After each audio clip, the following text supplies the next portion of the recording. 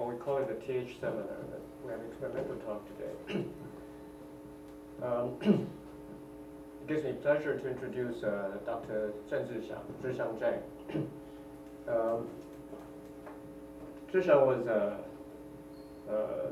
did his undergrad here at NTU, and in '95 he actually studied for a year as master's under me, and went to Stanford in '96. He received his degree from Stanford in 2002, and then spent 4 years at Lawrence Livermore, outside of the fence, right? And then since 2006, he's been at Caltech, and I think since 2012 he's a senior research fellow. So most of the time, whether at Stanford or Caltech, he was working on, yes, the other side of the Pacific, against us Bell, working in Babar. But today he's going to tell us about lepton flavor violation and experimental sphere.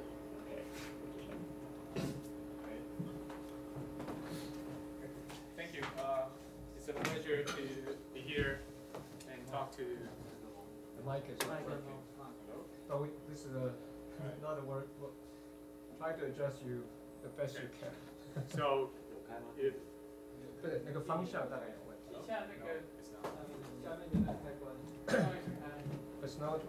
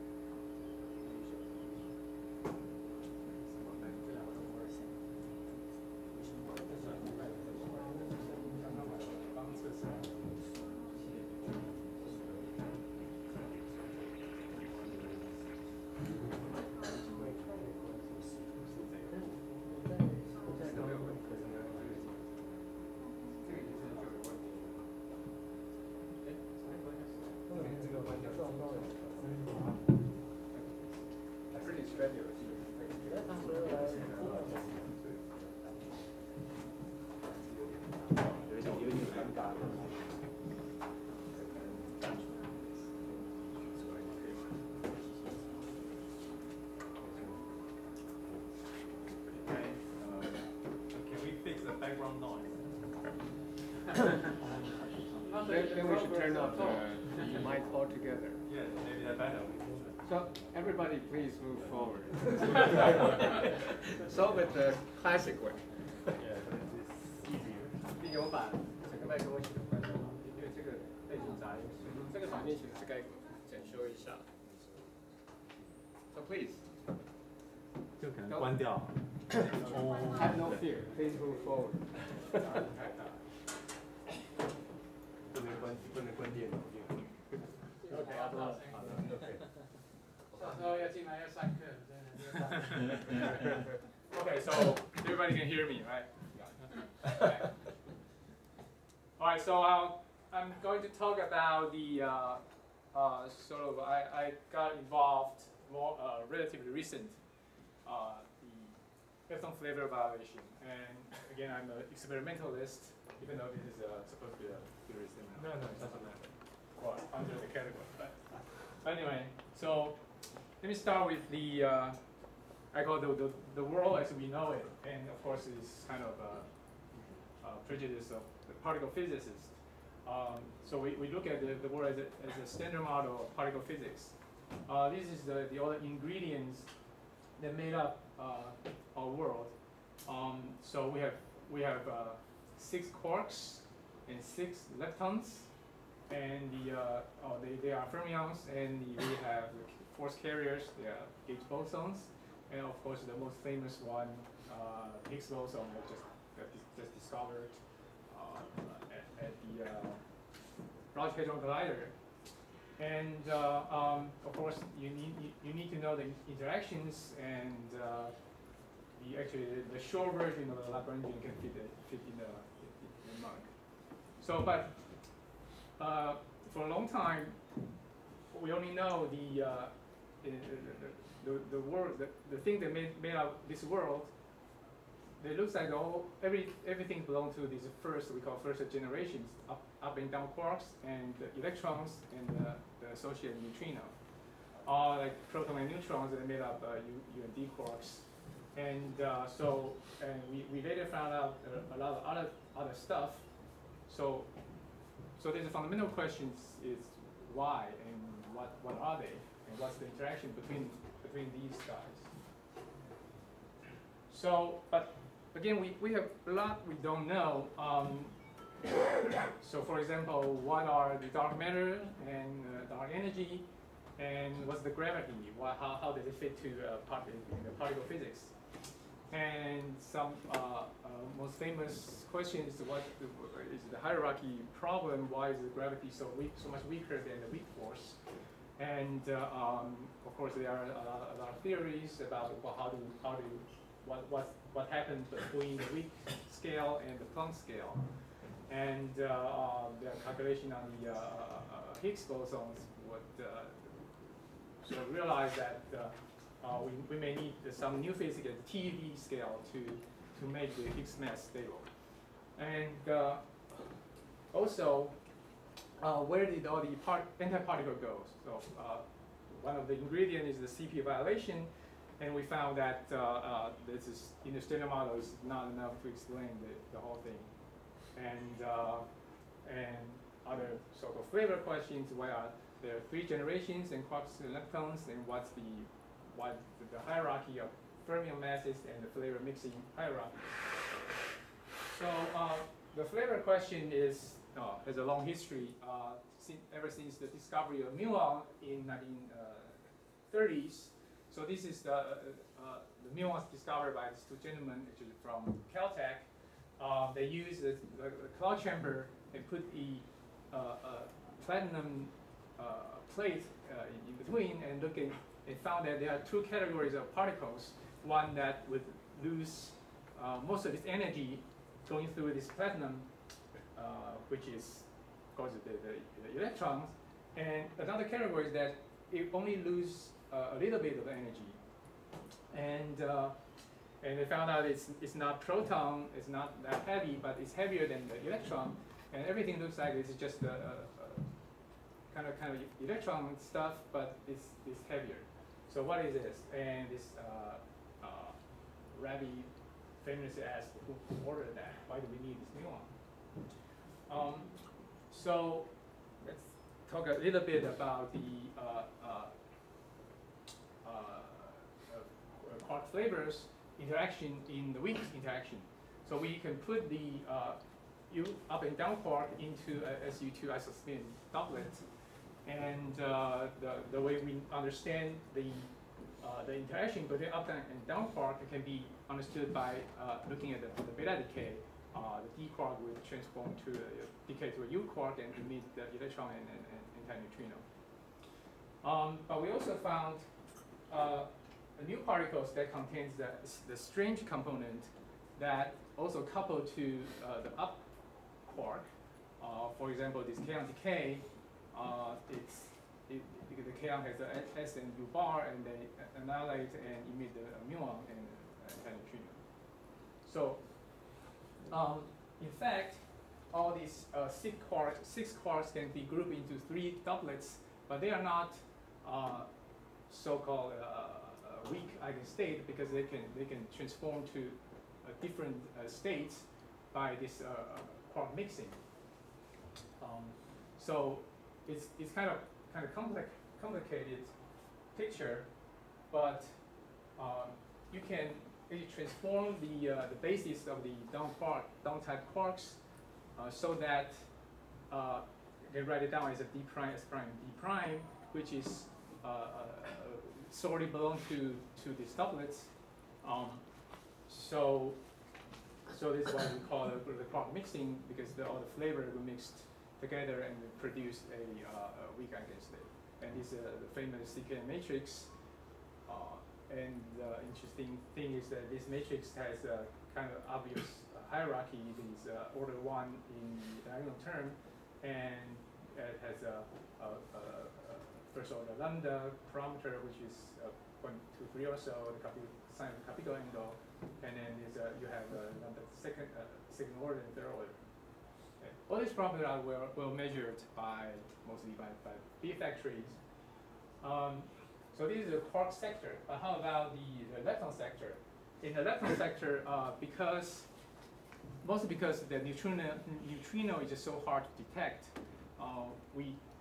for a long time we don't have a good handle on what they are, and we basically just associate neutrino that with the charged lepton partner. So if an interaction has an electron, that we call that the neutrino must belong to electron neutrino, and so on and so forth, like this basic interaction. And we thought the neutrino was massless, hence it's no right-handed neutrino, and the lepton number is conserved. For example, here this muon decay, we have one lepton here, and on the right-hand side has 2 leptons and 1 anti-lepton, so 2 minus 1 is 1. So the lepton number is conserved. The lepton flavor is also conserved. But we have the muon here and the muon neutrino, so muon number is 1. And on the left-hand side is nothing else, and on the right-hand side we have 1 electron and 1 anti-electron neutrino, so the electron number is also 0. Right. So, and we don't know, we didn't know anything about the flavor mixing between the generations. And this is not until we found the neutrino oscillations. So we found that neutrino does change flavors. For example, this is a simple 2 flavor approximation of how a muon neutrino survive over kilometers of baseline. It's not 1 because it changed to other flavor. So this more recent experiment showed a very clear oscillation pattern. For example, this is the Canlan in Japan that used the reactor as electron antineutrinos. You see this sinusoidal oscillation fit to this equation, and also this accelerator neutrinos from Minos is from Fermilab to the Sudan mine. Again, this is the accelerator generated muon neutrino. Of course, there are other experiments, like solar neutrinos, atmosphere neutrinos. So a lot of parameters also being pinned down more and more precisely. And so the analogous matrix to the CTS matrix is called PMNS matrix that mix the mass eigenstate of neutrino to the flavor, the weak eigenstate. Okay. And neutrino must have mass in order to mix. And this matrix is a little bit different from the CTS matrix that in a way that it doesn't have a clear hierarchy in the magnitude, and the phase are all pretty big. But because we only measure this disappear, or some experiment measure the appearance of the neutrino, it doesn't seem to involve the charge partner of the lepton. And one obvious question is, will the charged lepton change flavor as well? And how does it do it? So let's step back a little bit, ask why are we studying these flavors. So everybody knows the most famous accelerator right now is the Large Hadron Collider, and try to get the higher energy and try to create new particles and see if anything there at the energy higher energy scale. But energy scale is not the whole story; just part of story. We can look at the effect that's not at the higher energy, but you look at the effect must be, this is one example of the Lagrangian. It has a standard model part, and then there may be some new effect, and then the new effect is this, in the denominator will be some structure or the coupling constant strength. In the denominator will be the energy scale. Okay. So both are important part. And some more fundamental questions of the generation puzzle that I talk about, like regenerations and massive couplings. And also the more practical part is that even when we discover new physics, the flavor physics is a very essential part of discriminating types of new physics. So we can sort of write down as some sort of scenario of how we can discover new physics. So suppose new physics, we all hope to LHC can find something. If it does, we need to examine whether or not this physics can show up in the flavor physics. If it does, the specific model must be able to reproduce the results. Right? So you can that's the progress of understanding the physics. But if unfortunately new physics was not discovered at LHC, now we need to find a way to look for new physics as much higher energy scale. So one way of looking at it is in the flavor section. Okay? So even if we find nothing, that tells us a lot, especially the theorists, that they have to find a new way to come up with the new models to explain all these no results. Okay, so a little bit more on the next scale. So this is somebody just draw this graph, just illustrate the sensitivity of different kind of measurement to the energy scale. So LHC is somewhere over here, several TeV to several TeV level. And if you look at the proton decay, neutrino studies, Lepton observations, they can go up to thousands or more TeV.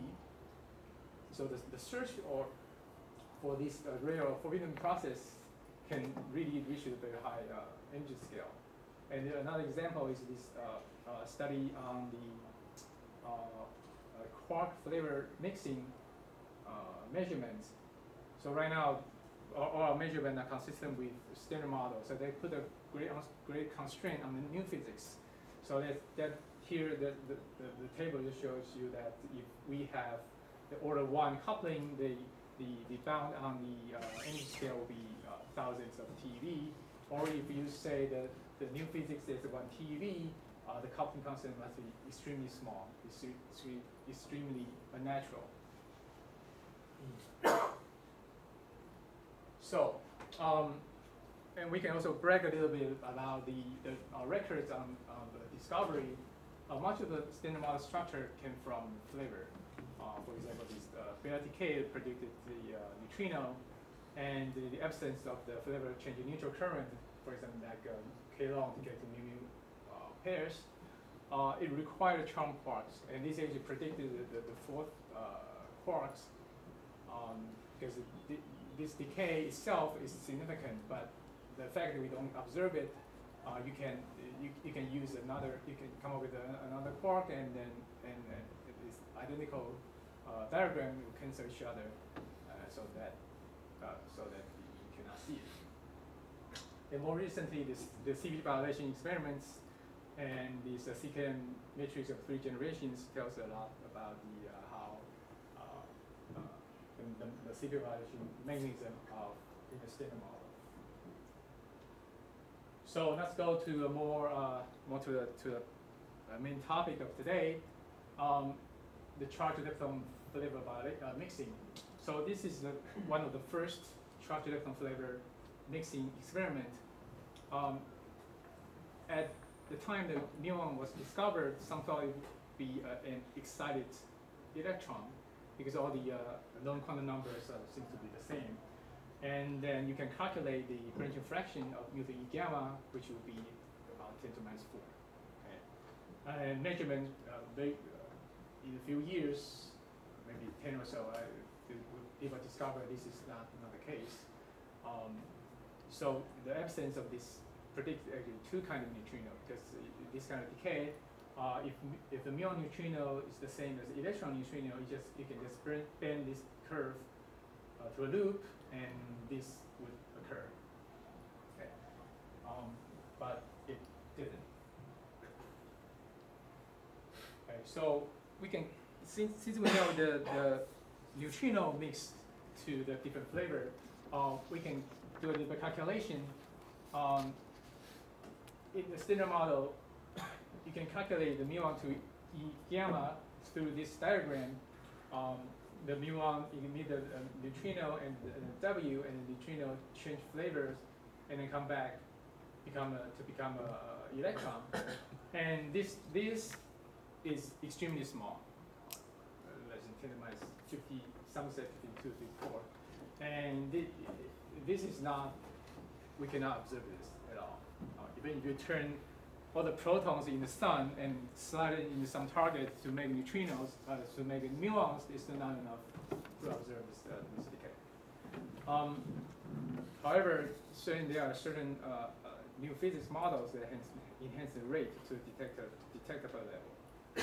For example, in the Susika scenarios, you can have 10 to the minus 11, 10 to the minus 14. This we can do. So we can also do more of a model independent way to write down this part of Lagrangian. We can put it into two categories. One is this loop diagram, which is a magnetic moment type of interaction, or this so-called contact terms, for fermion contact terms, that you basically just integrate out all the heavy particles and ignore the detail. And this kappa parameter is just a scaling factor that tuned whether or not this is dominating or that is dominating. Okay. In this particular case, I show this muon to E conversion in the nucleus, and if you cut it off here, basically this part is just a mu to E gamma. And here you can do the same thing, mu to E conversion in the nucleus, and you can replace this to be electrons, and then it will be a mu to 3 electrons. So, so we can draw the picture of exclusion area. For now, we have some measurement on mu to E gamma, so that would exclude this area, and also each this mu to E conversion, excluding this area. And on this one is the again mu to E gamma and mu to 3E. Okay, so, and here just want to illustrate that the energy scale here is in the hundreds to 1,000 TeV.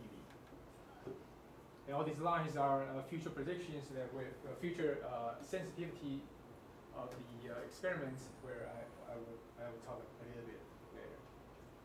So the current experiments, there are a lot of experiments that looks at the charge electron flavor violation. I put it in 3 categories. One is the muon decays. The muon is pretty light, there's not a lot of decay channels. So the mu to E gamma, mu to 3, and mu to E conversion.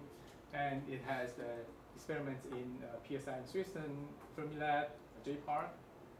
And also the tau decays, and it's harder to make taus.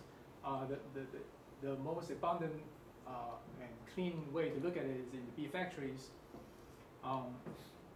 a little bit at LHC, and you can look at the tau to light lepton and gamma, tau to 3 light leptons, or tau to lepton and neutral hadron. And also you can look at the meson decays, or boson decay in this case, the Z decay. Basically, a neutral meson decay to two different types, two different flavor of leptons. Okay, I would say a bit more on the first two, and the last one we just want to spend a slide on what the Bobard did on one of the channels. And a lot of experiment, again, in Europe, in the US, and Japan, they all have experiments doing these. So, start with the muon experiments. So this is long history of the muon experiments. The range span more than 10 order of magnitudes. Kind of slow down a little bit, but in the future experiment, we'll have much more sensitivity, a few order of magnitude improvement from the older measurements. Okay. So now the level you can see is around 10 to the minus 12 to the minus 13 branching fraction.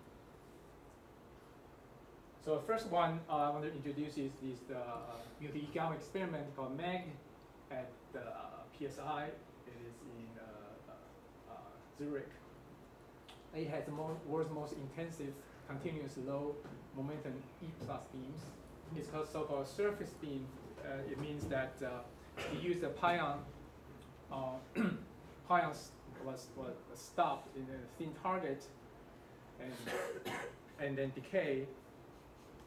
So it has a very narrow spectrum, about 28 MeV.